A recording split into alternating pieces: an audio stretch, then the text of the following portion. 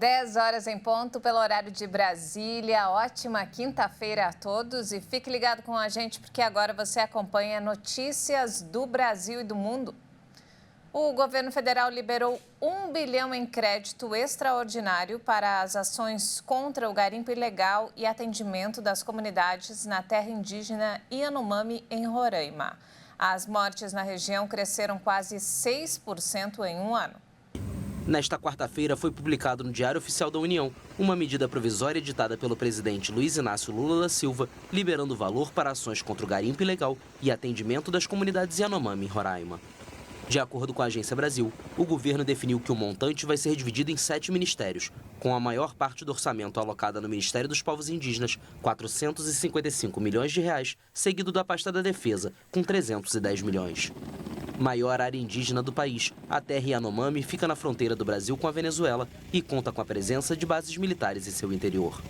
A liberação do crédito ocorre 2 semanas após o governo lançar no estado um órgão que coordenará as ações federais para o enfrentamento da crise humanitária na terra indígena, além de atender outras demandas, como a presença de refugiados migrantes venezuelanos. O número de pedidos de seguro-desemprego nos 2 primeiros meses do ano aumentou no Brasil, atingindo o maior patamar em 9 anos.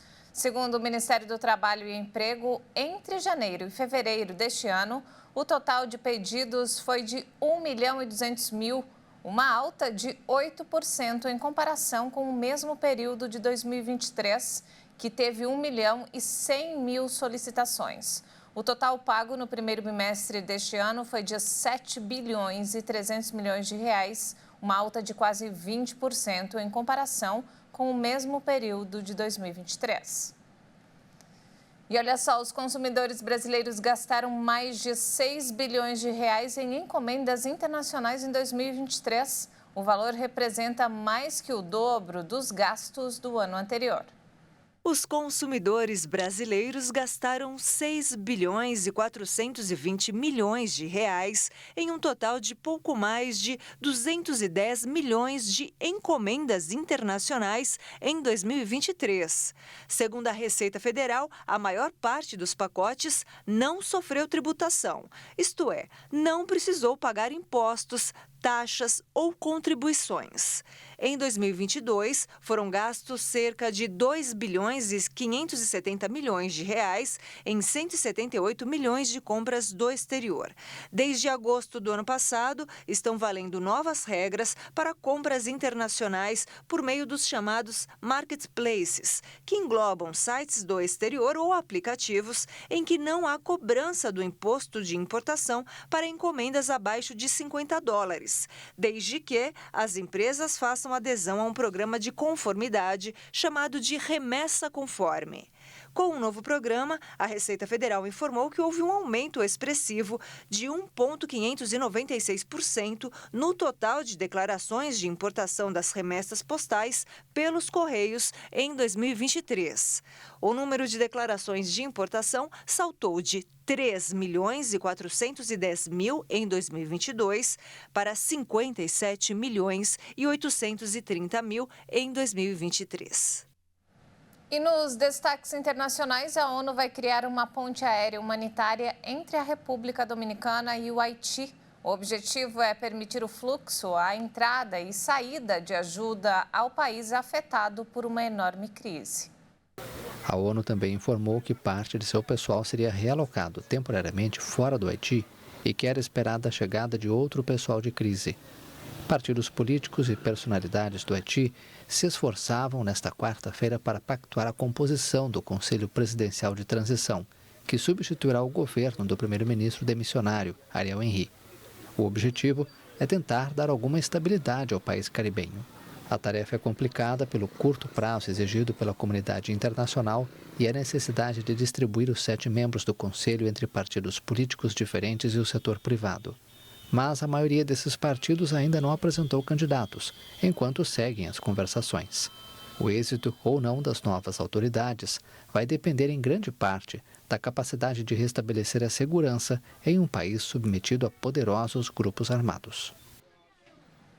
E na corrida à Casa Branca, a revanche entre Joe Biden e Donald Trump já é uma realidade.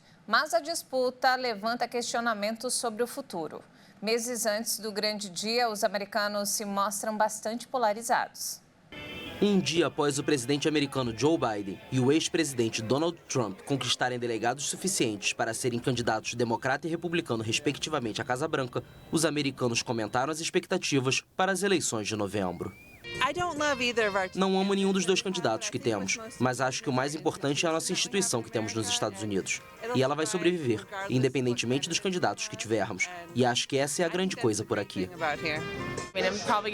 Provavelmente vou acabar votando em Joe Biden. Acho um pouco frustrante saber que havia tantos candidatos que poderiam ter feito um trabalho melhor e só não tiveram a chance porque ele está sendo reeleito. Ele é um mandatário. E sei que é difícil concorrer contra um mandatário. Então acho que é frustrante por esse lado, saber que nenhum candidato melhor realmente teve uma chance. Os Estados Unidos enfrentam agora uma batalha vital e de forte rancor que se estenderá por quase 8 meses.